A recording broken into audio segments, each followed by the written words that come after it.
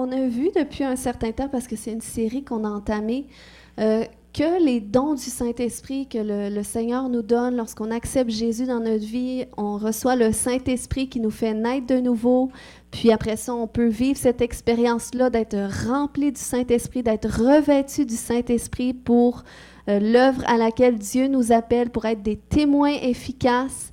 Puis, on a vu finalement que les dons du Saint-Esprit sont une expression de l'amour que Dieu éprouve envers notre prochain. Donc, c'est pour ça que c'est important de mettre en œuvre qu'est-ce que Dieu a mis en nous. Qu'est-ce qu'il a déversé à travers son esprit, qui sont des dons, qui sont des capacités surnaturelles de faire des choses extraordinaires, qui vont glorifier le Seigneur, qui vont témoigner que Dieu est vivant, que waouh, seul Dieu peut faire ça. Donc, c'est pour ça qu'on doit aspirer, comme Paul nous a exhorté, aspirer aux dons les meilleurs. Dieu veut nous utiliser, puis ça prend de nous aussi une soif, un désir d'être utilisé par Dieu, un désir de faire une différence dans le monde, parce qu'on est appelé à ça. La Bible dit que nous sommes la lumière du monde. Nous sommes le sel de la terre. On est là pour assaisonner les conversations des gens autour de nous. On est là pour assaisonner les circonstances. On est là pour changer les atmosphères et les amener en alignement avec le ciel, pour que Dieu agisse, pour que Dieu se manifeste. Puis, la Bible, elle est bondée d'histoires comme ça. Puis nous, on fait juste continuer l'histoire.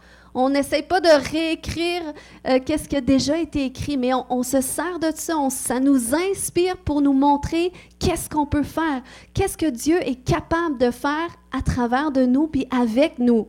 N'est-ce pas excitant? Dis à ton voisin, c'est excitant. Amen. Donc, la semaine passée, j'ai partagé sur le don de foi. Puis il faut comprendre que l'exercice des dons en soi, ça découle tout de la foi. Donc, sans la foi, on ne peut pas accéder au royaume de Dieu. Donc, c'est pour ça que ce soit le don de... Je ne sais pas si je les avais mis pas loin, mais toute la liste des dons, que ce soit la parole de sagesse, parole de connaissance, la foi, la guérison, les miracles, les prophéties, discernement des esprits, le don des langues, l'interprétation des langues. Qui sait qu'on prie en langue? C'est par la foi. C'est par la foi qu'on commence à prier en langue la première fois, parce qu'on se dit, mais t'as peu, c'est peut-être moi qui invente puis qui dit n'importe quoi. Mais par la foi, on continue puis on découvre que, waouh, ça vient vraiment pas de moi, puis c'est vrai que ça produit un changement. Donc, c'est vraiment par l'exercice de la foi qu'on exerce tous les dons que le Saint-Esprit a mis à notre disposition. Maintenant, ce matin, on va regarder au don des miracles, mais d'une façon de réaliser, OK, que Dieu nous appelle à vivre un style de vie de foi. OK? Donc, si tu vis des épreuves, des défis, sache que c'est pas parce que Dieu est moins là, mais tu es vraiment appelé à vivre par la foi et non par la vue. Puis, c'est un défi, c'est pas facile, mais je veux juste que tu saches ce matin que tu as été conçu pour vivre par la foi. Donc, tu es capable d'avancer dans un style de vie de foi, un style de vie où est-ce que le Seigneur va produire des choses miraculeuses dans ta vie. Donc, c'est comme ça un peu que je vais amener mon enseignement ce matin. Mais juste avant, je vais quand même passer brièvement à travers tous les miracles que Jésus a parlé dans sa parole, que Jésus a produit plutôt dans les évangiles. On voit par exemple tous les miracles de guérison de maladies physiques et mentales que Jésus a opérés dans les évangiles. Puis là, je ne les lirai pas tous ce matin, mais vous pouvez peut-être prendre des photos si vous voulez, mais éventuellement, on passera à travers le don de guérison. Mais ce matin, parce que on voit aussi le don des miracles connecté au don de guérison. Donc, c'est pour ça qu'on dit que ces guérisons-là, eh bien, c'est des miracles qui ont été produits. Donc, ça, c'est toute la liste des miracles que Jésus a fait. On a une autre page aussi. Donc, Jésus guérissait tous les gens qui étaient malades, qui allaient vers lui. Puis quand on parle de maladie mentale, parfois, on parle aussi de délivrance, parce que la délivrance touche des fois aux maladies mentales. Des fois, tu as besoin qu'il y ait un démon qui soit chassé. Donc, Jésus a fait tous ces miracles-là, puis ça nous montre qu'est-ce qui est à notre portée de main. Ça nous montre que la volonté parfaite de Dieu, c'est de guérir, parce qu'il y a 3 catégories de miracles ce matin que je vais partager. Puis, c'est les miracles de guérison qui reviennent le plus. Donc, ça nous montre vraiment que c'est la volonté de Dieu. Tu peux passer à l'autre page. OK. Puis, par rapport aux miracles de guérison, OK, brièvement, là, la différence entre les deux, c'est qu'il faut savoir qu'une guérison que Dieu opère, un miracle, là, c'est instantané. C'est comme des vis qui disparaissent, des plaques qui disparaissent, un os qui est réparé, qui était fracturé. Ça, c'est des miracles qui sont visibles. Un pied qui rallonge. Tu sais, ça, c'est instantané. Tu le vois tout de suite. La personne le sent. Un aveugle qui voit, un sourd qui entend. Donc ça, c'est des miracles. C'est instantané, c'est visible. Tandis qu'une guérison que Dieu opère aussi, ça peut être graduel. Ça veut dire, on peut avoir prié, puis là, peut-être que tu n'avais pas de douleur dans l'instant, peut-être c'est un organe, on ne le voit pas, mais tu crois quand même par la foi que tu as reçu la guérison, puis là, des fois, avec des tests médicaux, tu n'as rien senti, mais tout d'un coup, tu es guéri. Ou peut-être ça prend plusieurs fois qu'on prie pour ça, puis finalement, tu es guéri. Donc, c'est quand même une guérison que Dieu opère. C'est quand même une guérison miraculeuse, mais on ne le met pas dans la catégorie des miracles où est-ce que tu l'expérimentes tout de suite, c'est visible et manifeste. Donc, c'est ça la différence.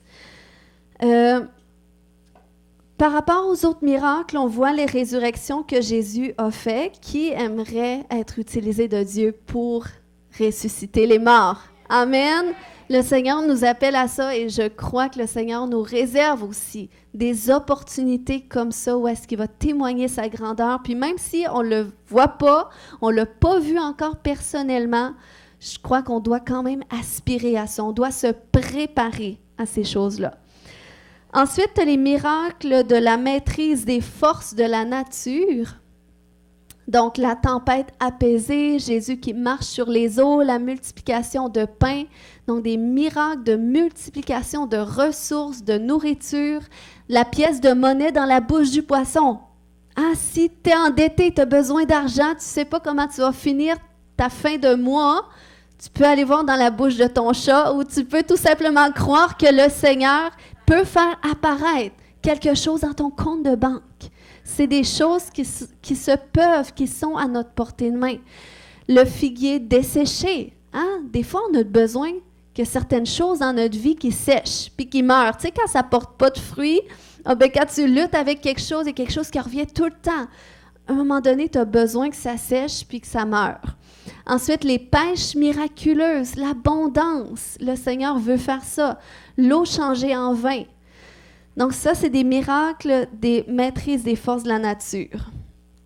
Puis on doit comprendre ce matin qu'un miracle, c'est souvent le résultat d'un acte inspiré qui est suivi d'une parole de foi déclarée qui va relâcher la puissance de Dieu pour l'opération du miracle. Donc je vais le redire pour ceux qui prennent des notes.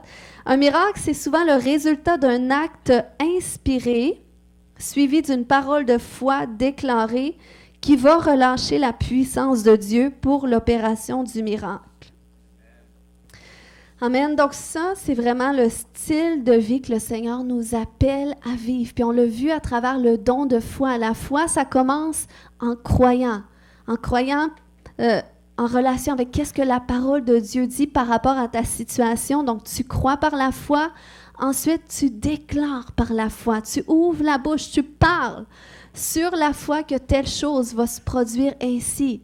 Puis, quand on parle de miracle, souvent, ça se produit comme ça. C'est tout d'un coup, il y a la foi qui vient pour quelque chose. Et là, tu es inspiré à déclarer prophétiquement quelque chose et la chose arrive. Comme je crois que c'est Élisée qui avait dit... je ne sais plus, je crois que c'est à la femme Sunamite, si je ne me trompe pas, il avait déclaré, parce qu'elle ne pouvait pas avoir d'enfant. Donc, puis là, il avait déclaré, l'année prochaine, à la même année, tu embrasseras un fils.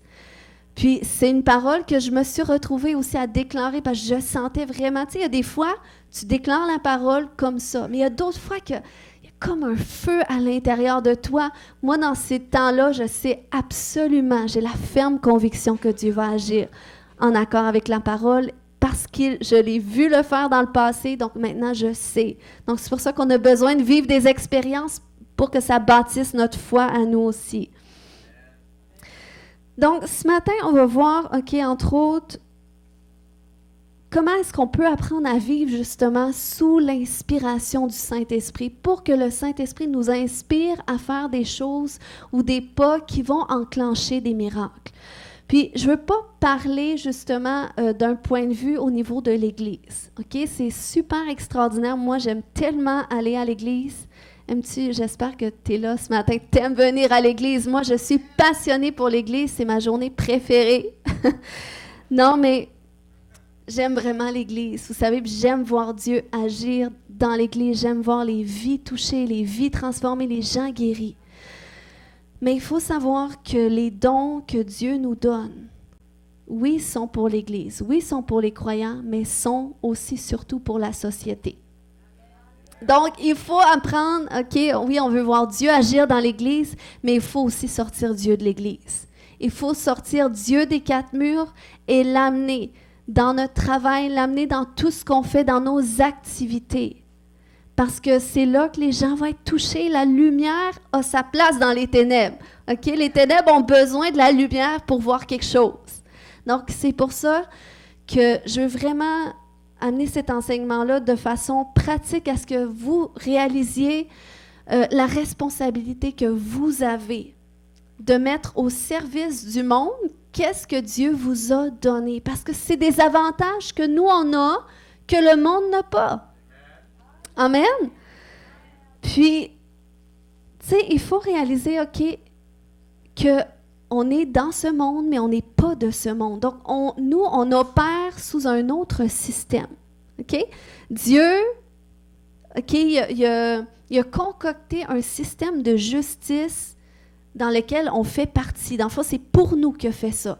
Et Dieu, parce qu'il nous a créés, on est la création qu'il a fait à son image, puis Dieu a tellement mis de valeur sur nous qu'il a envoyé son Fils mourir à notre place pour qu'on soit sauvés, pour qu'on puisse avoir un accès à lui. Donc, il nous aime, il nous aime, il nous aime. OK? Puis, Dieu, il règne sur son trône comme un juste juge. Puis, il est un juge sur son trône, mais il est aussi notre papa. Il est notre Père. Donc, on a vraiment un accès à lui qui est sans voile, qui est sans séparation. Donc, on a cet accès-là à lui, à notre papa, puis notre avocat. C'est Jésus, c'est son Fils, qui a tout payé pour nous à la croix, que, tu sais, on est libre de toute dette à cause de Christ. Puis, il y a un autre avocat, là, l'accusateur, qui essaie de nous accuser tout le temps, jour et nuit, qui essaie de nous envoyer des embûches. Mais Dieu le déteste. Donc, Dieu, il coordonne les choses en notre faveur. Mais si on n'en prend pas conscience, à quel point on ne pourra pas profiter de tous les avantages qu'il veut nous faire bénéficier.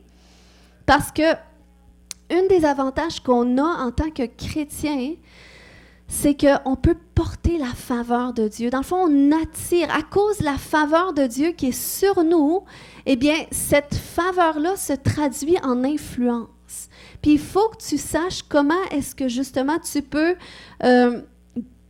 utiliser ces avantages-là que Dieu t'a donnés. Comment est-ce que, justement, tu peux exercer l'influence que tu es appelé à exercer autour de toi.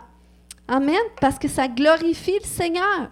Il ne veut pas qu'on ait une influence. Des fois, on est tellement, faut pas, tu sais, c'est pas une question de s'enorgueillir, mais c'est une question de réaliser tout ce que le Seigneur a payé et tout ce qu'on a accès. Puis ça glorifie Dieu lorsqu'on connaît notre identité, qu'on connaît notre héritage, puis qu'on marche dedans. Toi, si tu es un parent, t'aimes que ton enfant profite pleinement des cadeaux que tu lui donnes. Sinon, C'est tellement triste quand tu achètes un cadeau à ton enfant puis il le met de côté tout de suite. Et pourtant, il voulait tellement ça. Des fois, ça arrive pour de vrai, hein? Il voulait tellement ça, puis là, t'as tout mis, tes économies de côté. Puis là, finalement, tu lui donnes le cadeau, puis il le met de côté. Il n'est plus content. Ça nous attriste en tant que parents. Donc, Dieu, c'est pareil. Les dons du Saint-Esprit, c'est des cadeaux. Puis Dieu a pourvu tout un héritage de gloire pour nous, puis c'est sur la terre qu'on doit marcher dedans. OK, donc, pourquoi est-ce que c'est appelé à se manifester dans la société, notre influence? OK, il faut savoir là, que déjà, lorsqu'on lit la Bible, là, il y a peu de gens, surtout dans l'Ancien Testament, mettons, il y a peu de gens qui avaient un ministère dans l'Église. OK? La plupart des gens, c'était à l'extérieur de l'Église. Bien, il n'y avait pas vraiment d'Église, mais ce n'était pas dans la maison de Dieu qui exerçaient vraiment leur impact, mais c'était dans la société. Si on prend juste l'exemple avec Abraham, Isaac et Jacob, la Bible nous montre que c'était des hommes qui possédaient beaucoup de richesses. Dans le fond, c'était des hommes qui avaient des entreprises. Il y avait des territoires, il y avait des animaux en abondance. Puis c'était des hommes influents. Donc, ils exerçaient une influence à travers leur travail. On voit que Daniel, par exemple, qui était un prophète dans la parole, puis qui était à l'époque où est-ce que le peuple d'Israël avait été déporté en Babylone, tout ça, eh bien, Daniel exerçait un rôle de consultant auprès du roi. Il conseillait le roi, il répondait aux besoins du roi, il agissait un peu comme un fonctionnaire. Donc ça, c'était le rôle de Daniel. On voit David aussi, qui était un politicien. C'était un roi, mais c'était un politicien. Lorsqu'on regarde un peu du point de vue d'aujourd'hui, c'est le titre qu'on lui aurait donné. C'était aussi un militaire. Josué, c'était un militaire. Donc, vous voyez, c'était des hommes de Dieu puissants.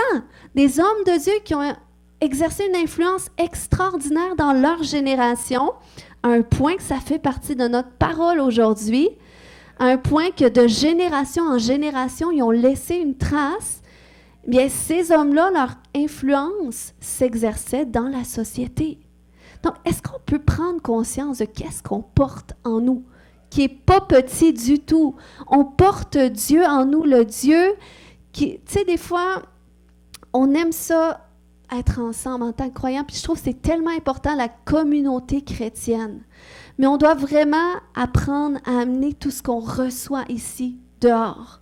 On doit apprendre à dire, Seigneur, qu'est-ce que tu veux que je fasse avec qu'est-ce que tu m'as donné? Parce qu'on a vraiment une responsabilité. Tu sais, mon appel, c'est pas juste de prêcher devant vous. Puis le Seigneur m'a vraiment fait prendre conscience de ça depuis quelques mois, de réaliser que ça serait facile pour moi de me cacher derrière mon micro, de dire, oh, c'est mon appel.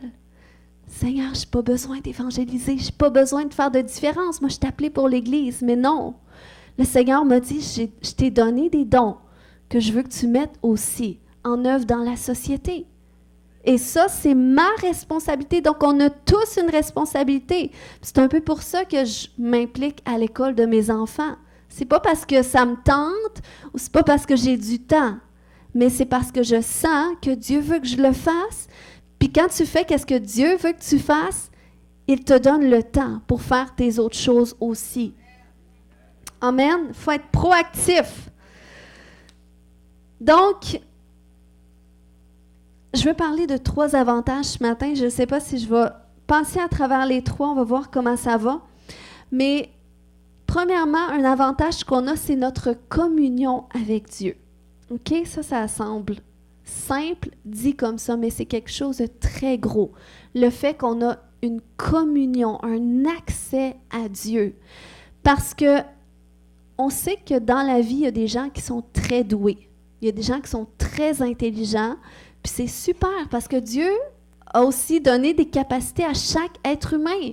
Juste dans notre âme, avec notre esprit, tu sais, la logique, cette capacité de pouvoir penser à des choses, de pouvoir même créer des choses, concevoir des choses dans nos pensées. Donc, chaque être humain a reçu cela. Sauf que c'est seulement ceux qui ont donné leur vie à Jésus, seulement ceux qui ont cette relation avec Dieu, qui ont accès à lui. Donc, tu peux être super intelligent dans ce monde, avoir mis sur pied des choses extraordinaires. Mais ces gens-là n'ont pas l'avantage que nous avons d'avoir une connexion directe avec Dieu. Ça veut dire que nous, en tant qu'enfants de Dieu, on a un accès qui est supérieur, où est-ce qu'on peut débloquer justement des idées qui vont être supérieures aux idées que peut-être les gens autour de toi vont avoir. On a accès à une créativité qui est supérieure. Le Seigneur nous donne accès à des grâces spéciales. Et ça, on doit le comprendre même quand tu es à l'école. Quand tu es à l'école, peut-être tes amis à l'école sont super bons, puis ils ont de la facilité, mais il faut que tu apprennes à remettre à Dieu qu'est-ce que tu dois faire. Il faut que tu apprennes justement à dire, Seigneur, là, j'ai de la misère, eh bien, il faut que tu me donnes l'intelligence que j'ai besoin, la compréhension, cette capacité de pouvoir retenir. Et on doit utiliser ça, puis parfois, il faut le demander à Dieu, parce que ce n'est pas automatique. Mais si tu es à cet endroit où est-ce que tu es dans ton travail, puis tu cherches à être attentif à Dieu, tu cherches à dire à Dieu, Seigneur, OK, on a tel besoin dans mon travail, on a tel problème ou il y a telle situation, qu'est-ce que toi t'en penses?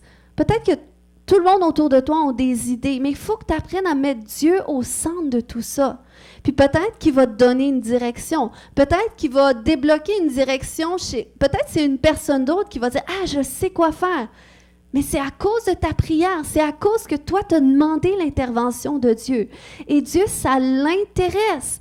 Toutes les structures terrestres, Dieu, il veut dire son mot lui aussi. Il veut amener toutes choses en alignement avec sa volonté. Puis les structures humaines de travail, l'économie, la politique, les médias, la famille, l'éducation, tout ça, ça l'intéresse Dieu. Dieu n'est pas juste intéressé à l'église le dimanche. Mais Dieu est intéressé à tous les jours dans tout ce que tu fais. Puis il veut amener la prospérité, il veut débloquer des choses surnaturelles, il veut débloquer des percées, il veut que l'entreprise où est-ce que tu travailles prospère. Puis parfois la prospérité, ça va t'amener justement la prospérité dans ton entreprise, ça peut te faire débloquer des promotions pour toi ou des postes.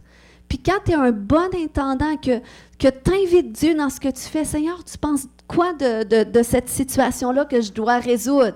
Tu sais, peut-être que toi, tu es capable seul, mais invite Dieu, puis tu vas voir, c'est comme, il y a un fardeau qui va partir, que tu portes peut-être, parce qu'il y en a qui sont très stressés, il y en a qui ont des travails super stressants. Puis, il faut que tu apprennes à déposer ces fardeaux-là qui te stressent sur le Seigneur pour que toi, tu puisses avancer léger, puis être attentif à qu'est-ce que Dieu, comment est-ce qu'il veut faire les choses. Est-ce que c'est clair ce matin?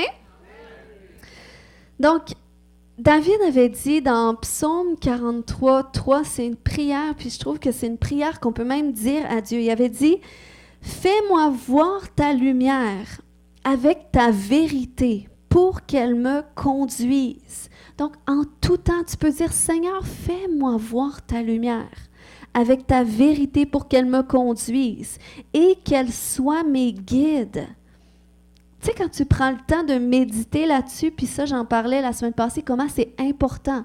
Quand tu lis la parole, tu vois, tu la connectes à ton cœur. Il dit qu'elle soit mes guides. Donc, moi, comment est-ce que je vois ça? C'est dans le fond, c'est comme si d'un côté, j'ai la lumière, de l'autre, j'ai la vérité, mais ils sont comme ensemble. Mais lui, il dit qu'elles soient mes guides.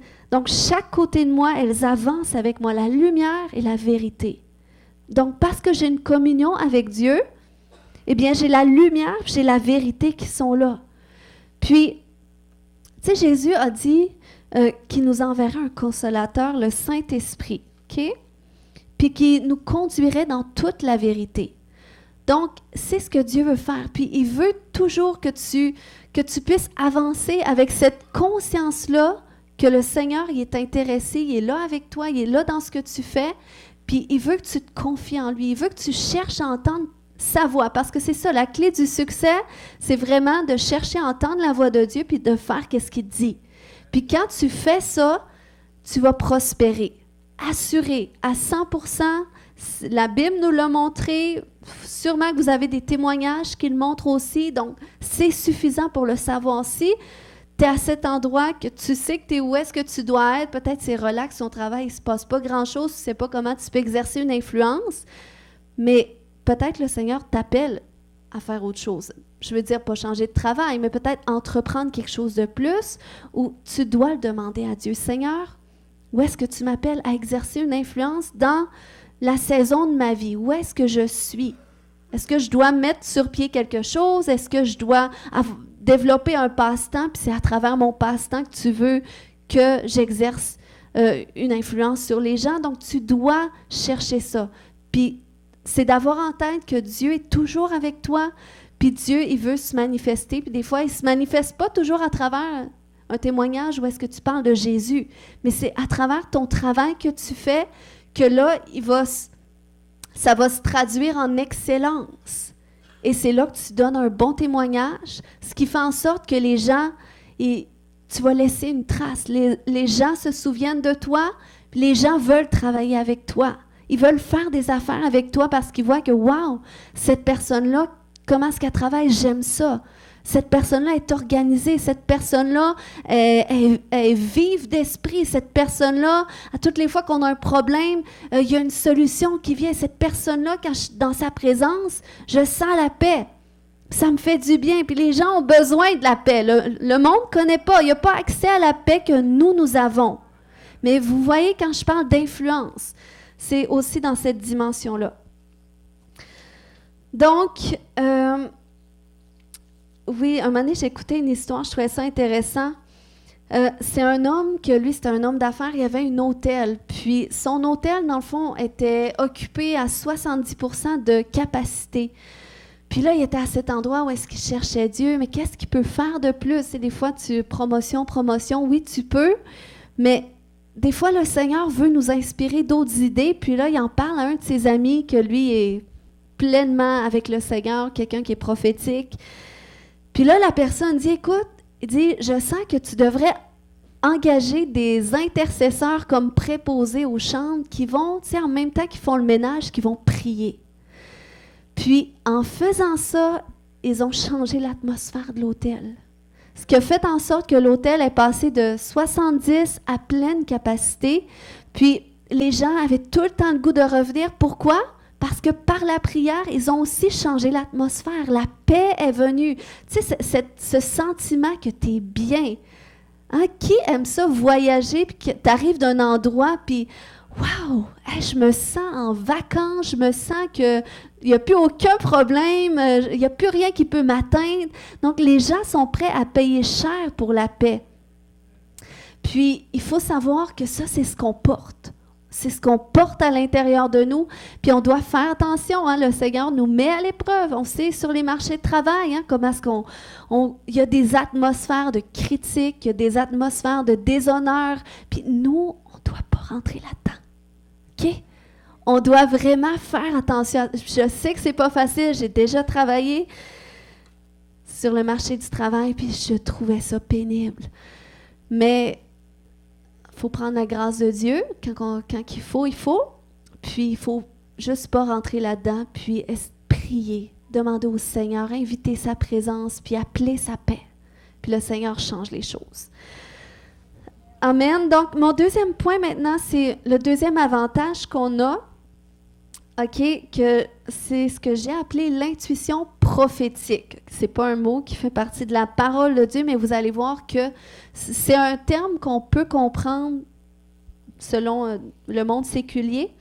Dans le fond, selon Google, OK, l'intuition, c'est une forme de connaissance immédiate qui ne recourt pas au raisonnement, OK, ou sentiment ou conviction de ce qu'on ne peut vérifier ou de ce qui n'existe encore. Donc ça c'est une intuition.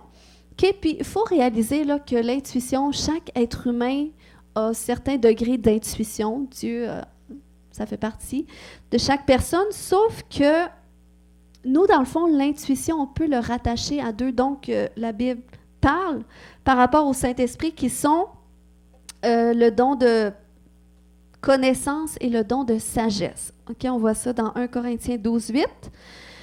Puis, OK, une parole de connaissance, là, tu sais, c'est un sentiment que c'est comme une impression prophétique. Ça peut être par rapport à quelque chose. Souvent, on le voit connecté au don de guérison. Donc, tu sais, comme quand, mettons, je peux arriver, je dis, y a-t-il quelqu'un qui a mal dans son genou? Tu sais, comment je peux le savoir? Eh bien, c'est parce que c'est une impression. Puis souvent, le Seigneur me permet de le ressentir par une sensation de douleur que je n'avais pas auparavant et que là, je sais. Pourquoi je le sais? Parce que par la foi, je tente, j'exerce. Est-ce que c'est juste moi que ça vient d'apparaître comme ça ou c'est quelqu'un? Puis là, hop, c'est quelqu'un. Donc là, je sais que Dieu veut guérir. Donc ça, c'est une parole de connaissance. Puis une parole de sagesse, ça peut être une parole directionnelle, ça peut être tout d'un coup, c'est comme tu es devant un problème et là, tout d'un coup, la solution vient. Et moi, je vous dis, c'est tellement utile parce que je rencontre beaucoup de gens, je prie avec des gens, puis des fois, il y a des gens qui vivent des choses très difficiles, puis tu sais, en les écoutant, je ne suis pas une thérapeute, hein, c'est le ministère que j'exerce par rapport à la délivrance, je dirais que c'est un ministère qui est à la base, qui est prophétique, dans le sens que je ne suis pas une thérapeute. Oui, j'ai suivi quand même quelques formations pour savoir comment ça fonctionne, mais tu sais, de base, je n'ai pas un doctorat là-dedans. Fait que, tu sais, je compte vraiment sur le Saint-Esprit pour dire, Seigneur, tu sais, qu'est-ce que toi tu dis de ça? Seigneur, qu'est-ce que je devrais répondre à ça? Pour moi, c'est gros, puis bang, il y a de quoi qui vient. Et là, écoute, donc ça fait du sens. Merci, Seigneur. J'ai peut-être l'air très connaissante, mais je vous annonce aujourd'hui que c'est vraiment le Saint-Esprit sur le coup qui m'inspire ça, puis je lui rends grâce pour ça. Amen, mais on a tous accès à cela. Donc, don de sagesse, don de connaissance. Donc, je dirais que ça rentre dans cet avantage-là de l'intuition prophétique.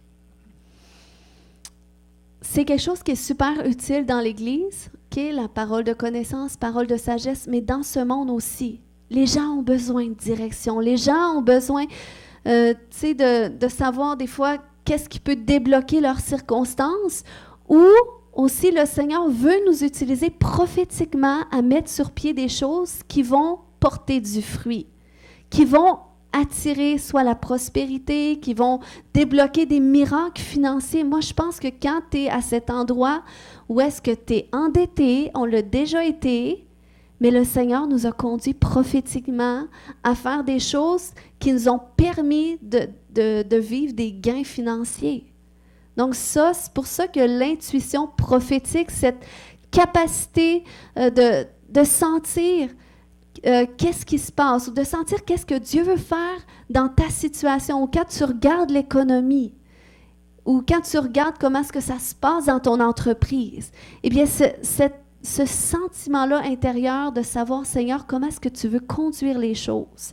Et là, il y a une idée qui vient, puis là, tu reposes sur le Seigneur pour savoir qu'est-ce que je dois mettre en œuvre pour que la chose débloque ou pour que ça porte du fruit. Et je vous dis, le Seigneur veut nous utiliser comme ça.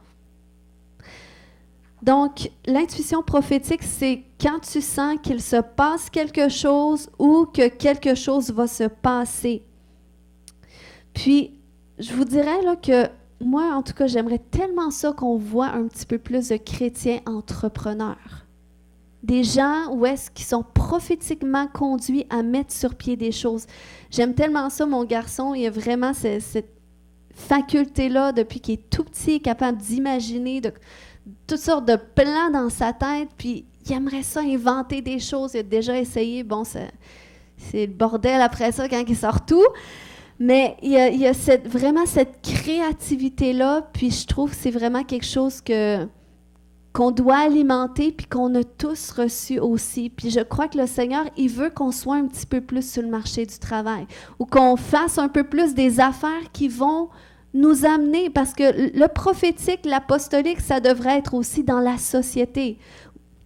Ou est-ce que tu as des gens prophétiques qui disent, écoute, j'ai une idée, on invente telle chose, et là, tu as cette équipe apostolique qui est là, qui dit, OK, ben regarde, on va bâtir ça de telle façon. C'est ce que le Seigneur veut faire avec l'Église. C'est ce qu'il veut faire avec vous et moi. C'est pour ça que c'est important d'être alerte, de regarder qu'est-ce qui se passe. Puis, j'ai un court témoignage, puis je pense que je partagerai pas le troisième point aujourd'hui, mais j'aimerais ça que mon mari vienne quelques instants, puis qu'il vous partage justement comment est-ce que le Seigneur l'a déjà conduit à travers cette intuition, ce sentiment. Écoute, ça serait une belle chose, un bon investissement à faire, puis comment est-ce qu'on a été bénis à travers de ça. Fait que si tu peux juste expliquer comment ça s'est passé. Bonjour tout le monde. En fait, l'intuition prophétique, c'est vrai, comme elle dit, je ne sais pas si vous vous en rappelez, au moment du COVID, on voyait le marché automobile qui avait viré de bord un petit peu. On voyait que de plus en plus, les gens voulaient virer vers l'électrique, les voitures électriques. Puis, à ce moment-là, vraiment, le Seigneur m'avait mis à cœur parce que les gens, quand ils réservaient des voitures électriques, ça prenait 1 an et demi, 2 ans avant qu'ils l'aient. Je ne sais pas si vous en rappelez. Puis moi, la stratégie que le Seigneur m'avait mis, il avait dit, garde, les voitures électriques présentement qui sont sur le marché sont difficiles à avoir, mais je vais regarder un petit peu le marché. Puis je voyais qu'il y avait des, comment on appelle ça, d'autres, pas fournisseurs, mais d'autres, pas concessionnaires, mais des constructeurs qui s'aventuraient vers les voitures électriques et où ils étaient sur le point d'avoir une voiture électrique. Puis j'avais regardé du point de vue Toyota et Subaru, eux autres, ils avaient inventé une voiture électrique qui allait être sur le marché dans 6 mois après. Puis elle n'était pas inventée encore. Bien, elle était inventée, mais ils en parlaient un petit peu au niveau de l'actualité. Puis j'avais regardé ça un petit peu, puis j'ai commencé à aller voir les concessionnaires, puis à les écrire à distance, dire, tu sais, la Solterra, j'aimerais mettre mon nom, ou la BZ4X. Puis il dit, OK, je peux mettre ton nom, mais on ne prend pas encore les noms. Puis à un moment donné, 2-3 mois après, ils ont pris mon nom à 2 places. Puis 6 mois ou 8 mois après, ma voiture était prête. Puis je l'ai acheté, on l'a acheté ensemble. Puis c'était l'idée de la revendre après tout de suite. Puis les gens attendaient encore sur des voitures que ça faisait 1 an et demi qu'ils n'avaient pas reçu. Moi, je l'avais déjà. Puis je l'ai revendu tout de suite sur le marché 2 mois après. Puis on s'était fait 17 000. C'est ce que le Seigneur avait mis dans mon cœur, puis il faut vraiment être à l'affût, puis je pense que l'intuition, c'est bon. Puis moi, ce que je fais aussi, c'est que j'écoute les gens qui me parlent. Quand on parle de possibilités ou de probabilités, puis regarde, juste hier, je jasais avec, ça en est un qui est fort dans mon beau-frère, Yannick, qui regarde son cellulaire. Puis... hier, on parlait justement des maisons, puis, tu sais, il dit, tu sais, les blocs à appartements, tu sais, ça commence à être, tu sais, il y a un marché où les gens ont de la misère à se louer un appartement et tout, tu sais, c'est un bon marché. Puis, tu sais, j'écoute, puis je regarde, puis, tu sais, si le Seigneur me dit, vas-y, tu sais, mais, tu sais, je veux vraiment que la sagesse de Dieu soit là, puis justement, tantôt, on parlait de voitures, de scooters électriques, puis on disait qu'il y avait personne qui réparait, tu sais, des comment on dirait ça, tout ce qui est électrique, là, que ce soit des scooters, que ce soit des vélos, quoi que ce soit. Il y en a qui en procurent sur Amazon, quoi que ce soit, mais bien souvent, il n'y a personne qui en répare. Fait que si quelqu'un qui est en électrique, qui veut voir le futur, ben c'est une belle place à y aller. Puis cette personne-là va faire de l'argent, c'est clair, là, parce que ça s'en va vers là. Fait qu'il faut vraiment être sensible, puis je crois qu'avec Dieu, il y a des choses qui vont nous mettre à cœur d'avoir un bon leadership, justement, pour investir, puis, dans le fond, faire de l'argent, puis, justement, faire grandir l'Église, puis prospérer, parce que Dieu veut que vous soyez prospères. Amen? Amen. Merci, Jonathan. Mais tu sais, c'est vraiment des témoignages, là, quand je parle de multiplication, des fois... quand je fais des petits messages comme ça, ben ça, c'est le genre de témoignage qu'on expérimente. Puis, je crois vraiment que c'est ce que Dieu veut faire aussi avec vous. Peut-être pas dans les mêmes chemins, dans les mêmes choses, mais c'est d'être à cet endroit. Tu sais, la dernière fois, on a prié, tu sais, pour nos fardeaux, tu sais, que Seigneur, on te remet nos fardeaux, mais toi, tu sais, déverse en nous tes fardeaux, ceux que tu veux qu'on porte. Qu'est-ce que tu nous appelles à faire? Les fardeaux qui sont associés à nos appels, à qu'est-ce que tu nous demandes de faire maintenant? Puis, tu sais, à travers ces fardeaux-là, eh bien, on doit les traduire aussi. On doit traduire l'intuition derrière. Tu sais, qu'est-ce que tu veux faire avec ça? Qu'est-ce que tu m'appelles à faire? Quel pas? Puis, tu sais, des fois, tu n'as pas besoin de beaucoup. Mais c'est simplement, tu sais, tu donnes un peu, puis tu sais, tu récoltes beaucoup. Donc, c'est juste d'apprendre à faire les bonnes choses. Puis vraiment, c'est une promesse. Dieu a aussi dit, je crois, c'est dans Ésaïe 60 au verset 5, il dit « Tu tressailleras alors et tu te réjouiras et ton cœur bondira et se dilatera quand les richesses de la mer se tourneront vers toi, quand les trésors des nations viendront à toi. » Donc, c'est le temps que nous, l'Église de Jésus-Christ, qu'on réalise que le Dieu vivant habite en nous, qui a mis en nous son ADN, qui nous a donné des capacités de pouvoir voir au-delà de tout ce qu'on entend, de l'économie qui se passe en ce moment. Comme Jonathan a dit, soyons attentifs. Quels sont les bons coups? Puis le Seigneur, il veut nous conduire dans tout ça. Puis il veut nous appeler à faire des pas de foi. C'était par la foi. Tu sais, moi, j'ai laissé ce dossier-là entre les mains de mon mari, puis j'ai dit, j'avais confiance en lui. J'ai dit, OK, ben c'est toi qui as checké ça. Vas-y, puis ça a prospéré. Donc, c'est par la foi. Puis le Seigneur, des fois, il peut nous appeler à faire des pas de foi extrêmes. On vend tout, on donne tout. Mais, tu sais, le Seigneur aussi, il nous donne la sagesse quand même. Puis des fois, c'est des petits pas à la fois. Tu sais, tranquillement, tu calcules tes affaires. Puis des fois, tu peux recevoir une idée. Mais là, après ça, tu mesures, est-ce que ça vient de moi ou est-ce que ça vient de Dieu? Puis tu mesures avec qu'est-ce que tu entends autour de toi.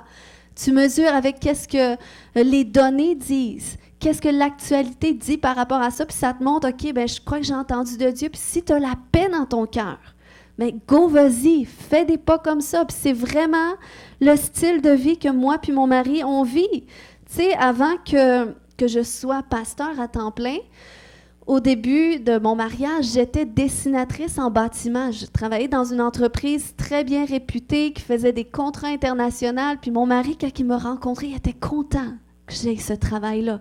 Il disait « Yes, une femme qui travaille, un emploi qui est sûr. » Mais à un moment donné, on a eu les enfants et là, je voulais plus travailler, je voulais être avec mes enfants. Donc là, j'ai fait ce pas de foi-là, mais ça a toujours été des choses qui étaient quand même calculées, des études de marché, on prend le temps de mettre tout ensemble. Est-ce que ça fait du sens? Est-ce que je sens que j'ai la paix? Est-ce que je sens que j'ai le go de Dieu? Et si je l'avais, même si mon mari n'était pas d'accord, comme si lui sentait qu'on devait faire des choses, moi, je n'étais pas d'accord. Mais quand tu sens que c'est le go de Dieu, eh bien, le Seigneur vient confirmer aussi au cœur de ton époux, ton épouse. Puis, à un moment donné, j'ai tout lâché ça. J'ai ouvert une garderie. Puis, ça s'annonçait moins payant. Mais ça a été autant payant, finalement. On a été super bénis. Puis après ça, la transition de... Je sens que là, je dois être au ministère temps plein, puis plus avoir de garderie. Mais ça réduisait de beaucoup, beaucoup le salaire. Mais ça a été un pas de foi. Puis, à un moment donné, j'ai dit au Seigneur, j'avais pas un gros revenu. Je dis, Seigneur, je ne veux pas que ce soit mon mari qui est seulement une source de bénédiction financière, parce que ta parole dit qu'on est appelé à être prospère. Fait que j'ai commencé à faire cette prière-là à Dieu, je veux être une source de bénédiction pour mon mari. Puis c'est arrivé. Le Seigneur a mis en œuvre des choses qui ont fait en sorte, puis j'ai ouvert un compte juste pour ça, pour que mon mari voie comment est-ce que Dieu, surnaturellement, envoie les trésors, les richesses des nations dans un compte où est-ce que j'ai aucune entreprise associée, c'est simplement par la foi. Puis le Seigneur fait en sorte des fois que soit il y a un don qui vient ou en tout cas des éléments, ça peut être les livres que je vends. Puis à un moment donné, parce que c'est ça, on s'est fait un compte, moi puis mon mari, où est-ce que c'est tout l'argent que je reçois, mettons pour mon ministère, je mets ça là-dedans, puis c'est pas beaucoup d'argent. Mais je voulais qu'on se fasse un compte pour ça, que ce soit aussi notre compte, que quand on veut bénir, tu sais, qu'on sent qu'on doit faire une offrande à quelqu'un, puis tout ça. Puis, en tout cas, à un moment donné, j'ai vraiment eu des grosses offrandes suite à des délivrances et tout. Puis là, j'avais à cœur de les donner. Tu sais, je dis à mon mari, tu sais, moi, je suis toujours prête à donner, mais j'aime que mon mari soit sage. Il est très sage avec l'argent. Puis, tu sais... En tout cas, tu sais, finalement, je n'avais pas parlé que j'allais le semer. Mais j'avais cette pensée-là, puis là, Dieu met dans mon cœur, ramasse l'argent, parce que ça va te servir pour un voyage, pour le ministère. Et là, par la foi, il faut apprendre. C'est la clé du succès. Seigneur, qu'est-ce que je fais avec ça? Seigneur, j'ai ça entre mes mains, qu'est-ce que je fais? Attends, vas-y, va dans cette direction-là. Et le Seigneur a ouvert une porte, puis bientôt, il y a un voyage qui va se produire aussi, que c'est vraiment une autre bénédiction aussi, qui est issue de ce style de vie, de foi. On apprend à vivre par la foi, à vivre en étant conduit par Dieu. Vous êtes tous dans une saison spécifique de votre vie. Dieu vous a donné des dons, des capacités qui veulent se traduire en influence chez les gens autour de vous. Puis le Seigneur, il y a des opportunités qu'il veut ouvrir pour vous, pour que vous soyez bénis, puis que vous soyez une source de bénédiction. Puis vous savez, on n'est pas toujours tout de suite béni. Joseph n'était pas béni au départ. Joseph a été esclave au début. Il en a arraché un peu. Je dis un peu parce qu'il était quand même bien, parce que Dieu a finalement quand même pourvu à prendre soin de lui, mais il n'y avait rien pour lui. Il n'y avait aucun bénéfice personnel. Mais il était dans cette saison-là de donner pour les autres, d'être une bénédiction pour les autres, puis Dieu faisait en sorte que les autres soient bénis. Donc, il était une source de bénédiction sans être béni. Et ça fait partie des saisons de Dieu. Et ça, on doit accepter aussi. Tu sais, il y a des saisons qu'on a arrachées, il y a des saisons, ça fait partie des saisons dans lesquelles on peut être. Mais le Seigneur nous teste à voir, est-ce qu'on est plus attaché aux dons, aux richesses, à l'héritage, ou est-ce qu'en premier lieu, qu'est-ce qui nous rattache, c'est notre communion avec Dieu? Tout ce qu'on veut, c'est marcher avec Dieu. Tout ce qu'on veut, c'est voir Dieu agir, c'est que Dieu se glorifie, puis que les gens soient touchés par lui, que les gens soient sauvés. C'est ça le but de ces messages-là. Amen? Donc, je vais arrêter cela ce matin parce que je veux qu'on prenne vraiment le temps aussi pour nos baptisés tantôt. Mais est-ce qu'on peut se lever tout le monde ensemble? On va prier ce matin. Est-ce qu'il y a des gens qui n'ont jamais donné toute leur vie à Jésus? Tu es ici ce matin, tu dis, moi, j'aimerais ça, donner ma vie à Jésus. J'aimerais ça de faire de Jésus mon Seigneur et mon Sauveur personnel. Tout le monde a déjà donné sa vie à Jésus. Amen. Amen. Fait qu'on peut faire la prière pour ceux qui nous écoutent en ligne en disant, Seigneur Jésus, je te demande pardon pour tous mes péchés. Je veux te donner toute ma vie. Je t'accepte aujourd'hui comme Seigneur et comme Sauveur personnel. Amen. Amen. On va prier ce matin par rapport à ce message que j'ai amené. Je ne sais pas quels sont les défis que vous vivez, les difficultés. Alléluia, mais je sais que Dieu est là. Quel que soit ce que vous vivez, Dieu est là au centre. Puis, il veut intervenir dans votre situation. Des fois, il veut simplement vous donner la grâce de continuer d'avancer, mais des fois aussi, il veut faire une percée. Alléluia, il veut faire des miracles. Et Seigneur, tu as pourvu pour nous le don de foi et aussi le don de miracle, le don pour opérer des miracles, le don pour changer les forces de la nature, le don pour changer qu'est-ce qui se passe autour de nous, les circonstances, pour les amener en alignement avec le ciel. Si tu es ici ce matin, tu es à cet endroit que tu aimerais que Dieu intervienne dans une situation, j'aimerais ça que tu lèves les mains. Où est-ce que tu es? Alléluia. Lève les mains. Où est-ce que tu es? Et regarde à Dieu. Regarde à Dieu. Il est le Dieu qui fait les miracles. Seul Dieu peut. Seul Dieu peut. Alléluia. Alléluia. Alléluia. En levant les mains ce matin, tu lui donnes. Tu lui donnes qu'est-ce qui est difficile. Tu lui donnes qu'est-ce qui est lourd. Tu lui donnes ta situation. Alléluia. Oui, Seigneur. Prends. Seigneur, tu es le Dieu des solutions. Tu es le Dieu de toute sagesse, de toute connaissance, le Dieu de toute espérance. Au nom de Jésus. Alléluia. Seigneur, je vais délier leurs mains ce matin. Là où est-ce que l'ennemi voulait lier leurs mains pour les empêcher d'entreprendre, qu'est-ce qu'ils doivent entreprendre? Pour empêcher la prospérité de venir, la providence, Seigneur Dieu. Je viens détacher ces liens ce matin. Je viens les briser dans le nom de Jésus. Alléluia, que leurs mains soient libérées. Seigneur, toi-même, tu dis que tu bénirais le travail de leurs mains, que tu bénirais l'œuvre de leurs mains. Donc, dans le nom de Jésus, tout ce qui liait vos mains, au nom de Jésus, je le brise maintenant par la puissance du Saint-Esprit. Je brise toute forme d'esclavage, toute forme de limitation même intérieure, toute forme d'incrédulité. Peut-être que dans le passé, vous avez été déçus, blessés. Mais ce matin, c'est le temps de pardonner. C'est le temps même de dire à Dieu, je te pardonne. Des fois, ça arrive qu'on peut dire ça parce qu'on en veut à Dieu. Seigneur, je te pardonne, mais je te demande pardon aussi. Alléluia, oui, Seigneur. Seigneur, tu veux délier nos mains, puis tu veux délier nos cœurs aussi. Parce que c'est dans un cœur qui est pur, dans un cœur libre, qu'on peut entendre ta voix. Qu'on peut, Seigneur Dieu, découvrir ces chemins que tu as tracés en nous. Alléluia. Oh Seigneur, je prie, Papa, que tu ouvres les yeux de tes enfants ce matin, afin qu'ils voient ces chemins que tu as tracés pour eux. Et dans ces chemins-là, il y a des chemins que tu dois prendre en ce moment, qui se situent vers ta percée, vers le changement de ta circonstance. Ce chemin de ta solution s'ouvre maintenant. Ce chemin de ta percée s'ouvre maintenant. Ce chemin du miracle.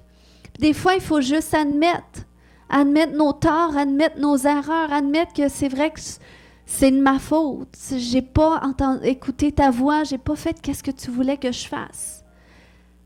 Mais dès que tu dis, Seigneur, je te demande pardon, Dieu te pardonne. Et Dieu restaure. Dieu rachète. Alléluia. Seigneur, merci ce matin. Que tu nous restaures, que tu restaures nos situations, que tu restaures notre vie.